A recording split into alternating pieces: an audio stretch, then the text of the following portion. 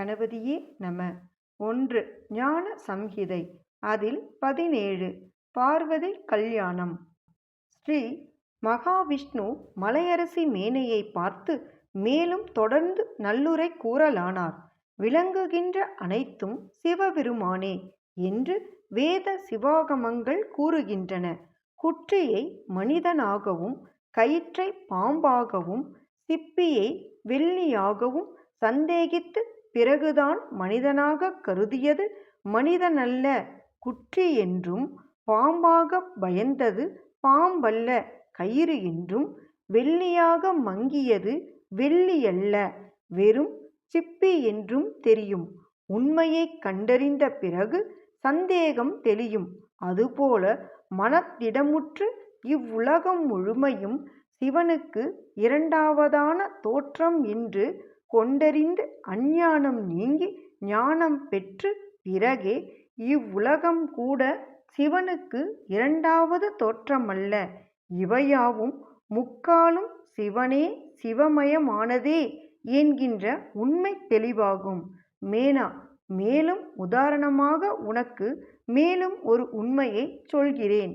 வேஷம் தரித்து கொள்ளுகிற வேடதாரி பல பல வேஷங்களில் காட்சியளித்தாலும் அவன் வேஷங்கள்தான் மாறுகிறதேயன்றி ஆள் ஒருவனாகவே இருக்கிறான்.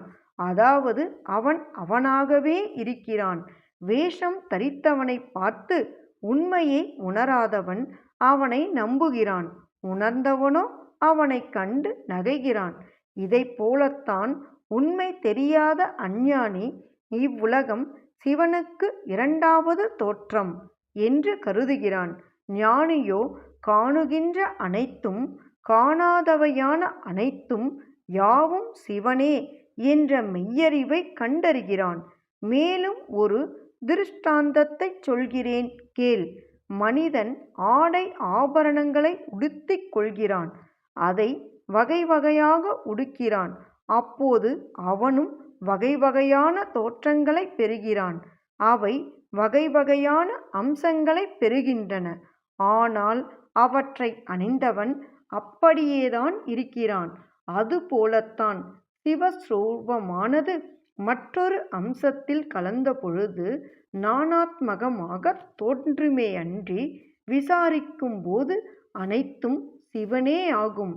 தான் எனது என்னும் தத்போதம் இருக்கும் வரை ஒருவனிடத்தில் பந்தம் இருக்கும்.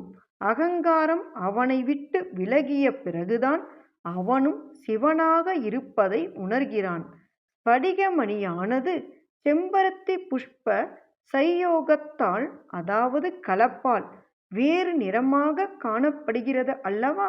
இப்படி பிரகிருதி சம்பந்தத்தால் சிவபெருமானிடம் அநேகத்துவம் தோன்றுகிறது. பிரகிருதியை விட சிறந்த பரிபூரண பிரம்மமாகிய சிவ தத்துவார்த்தத்தை நாங்களே இன்னும் அறியோம். ஆகையால் நீ துக்கத்தை விட்டு சிவபெருமானுக்கு சேவை செய் என்று சிவபெருமானிடத்தில் பக்தி உண்டாகும்படி திருமால் போதித்தார்.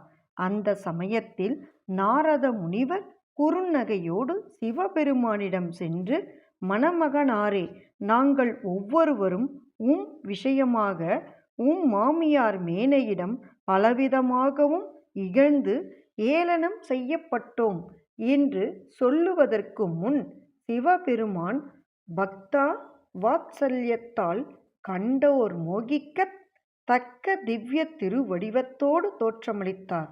நாரதர் மீண்டும் மேனையை நோக்கி, அம்மா, உலகமெல்லாம் மோகிக்கத்தக்க பேரழகுடைய உன் மருமகனை இப்போது பார் என்றார். அப்போது சிவபெருமான் கோடி சூரியர்களுக்குச் சமமான காந்தியும் குளிர்ந்த பார்வையும் கொவ்வை வாயில் குமிழ் சிரிப்பும் அழகான அணிமணிகளும் அதி உன்னதமான கிரீடங்களும் விலை உயர்ந்த வஸ்திரங்களும் தரித்து விளங்குவதை மேனை உற்று கவனித்தாள். சகல தேவ சேவையோடு சூரியன் குடை பிடிக்கவும் சந்திரன் விசிறவும் அணிமாதி அஷ்டமா சித்திகளும் நடிக்கவும் கங்காதி கன்னியர்கள் சாமரை இரட்டவும் பிரம்மன் விஷ்ணு ருத்திரர் முதலான தேவர்கள் ஜெய ஜெயவென ஜெயகோஷங்கள் முழங்கவும் மாபெரும் முனிவர்கள் எல்லாம் பலவாறாக துதித்து கொண்டு கொடிகள் பிடித்துலாவவும் விச்சு வாவசு முதலிய கந்தர்வர்கள் அரம்பை மேனகை முதலிய தேவதாசிகளுடன் பலவிதமான வேஷங்களும் பூண்டு சங்கீத கானம் செய்யவும் சிவகணங்கள் யாவரும் மிருதங்கம் முதலிய வாத்தியங்களை வாசிக்கவும் வேத அங்க ஸ்ருதி ஸ்மிருதிகள் வடிவம் பெற்று முன்னால் நடக்கவும் சமுத்திரங்களும் நதிகளும் அநேகமாக அலங்கரிக்கப்பட்டு முன்னே உலாவவும் மகா பிரகாசத்துடன் சிவபெருமான் விளங்கிய திருக்கோலத்தை வர்ணிக்க யாருக்கும் ஆற்றல் இராது.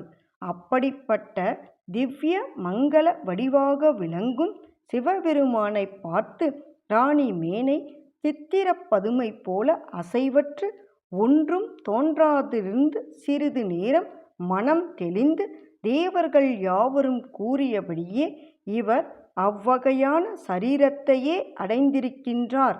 இவரை மணாளனாக வரித்த என் மகள் பார்வதி மகா புண்ணியவதி. அதனால்தான் இத்தகைய ஜெகன்மோகன உருவம் படைத்த சிவனாரை கணவனாக அடைந்தாள் என்று கருதி அவரது அவயங்கள் ஒவ்வொன்றையும் சிறிது உற்று பார்த்து மிகவும் சந்தோஷமடைந்து மனதில் நாணமுற்று இன்னும் காணக்கூடாதவளாயிருந்தாள். தேவகணங்களோடு சிவபெருமான் சர்வாலங்கார பூஷணராய் பர்வதராஜனின் மாளிகைக்கு வந்தார். அப்போது பிரம்மாவும் மகாவிஷ்ணுவும் இரு பக்கத்திலும் சூழ இடையே வரும் சிவபெருமானைக் கண்ட மேனை அவரை பூஜித்தாள். மணநாயகன் வருகையை காட்டும் பொருட்டு எழுந்த 18 வகையான மேள வாத்தியங்களின் ஒலியை கேட்டு அந்த நகரத்தில் இருந்த மங்கையர் அனைவரும் மணநாயகனை காணும் ஆர்வப் பெருக்காலும் ஆசையாலும் அவரவர் செய்து கொண்டிருந்த வேலைகளை விட்டு அப்படியே ஓடி வந்தார்கள்.